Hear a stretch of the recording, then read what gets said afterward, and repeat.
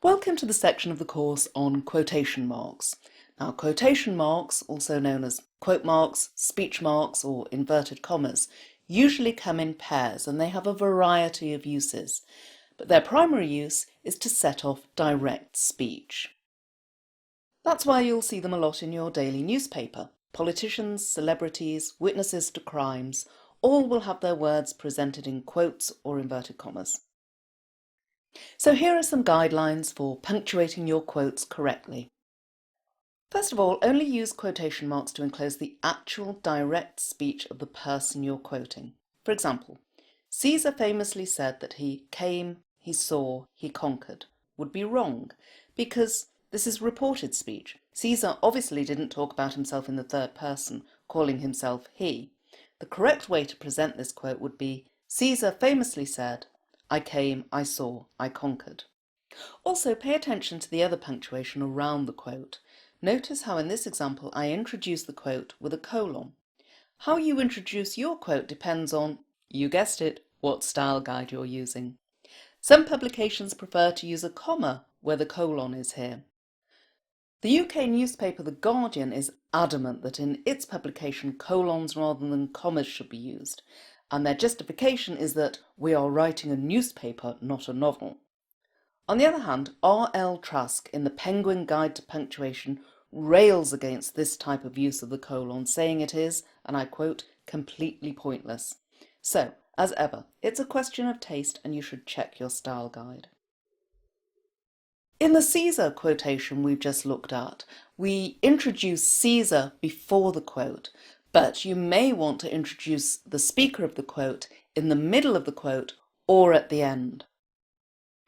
Take this example from an article in the UK paper The Guardian. If there's any pressure, it comes from me. I'm a high achiever, she says. At the moment of setback, some will quit, but for me, it's the exact point where you need to keep going. So a few things to notice here. First of all, notice the capital letter on if, indicating that this part of the quote is a new sentence.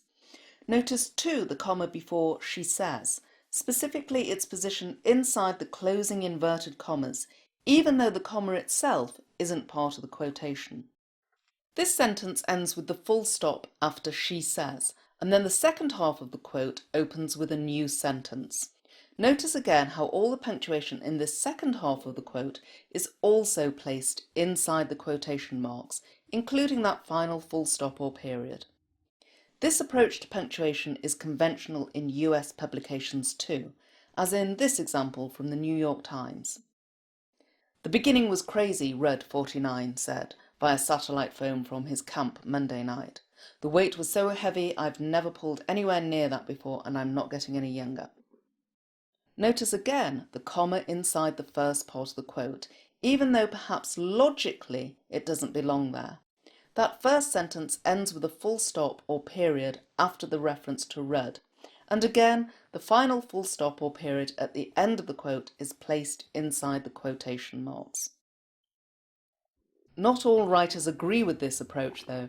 In his Penguin Guide to Punctuation, for example, R.L. Trask argues that putting a comma inside quotation marks when it's not part of the quote itself is completely illogical. Logical or not, the approach I've just shown you is entirely conventional, and in fact it's the way I always punctuate quotes in articles that I'm writing. But, as ever, check your style guide and follow suit.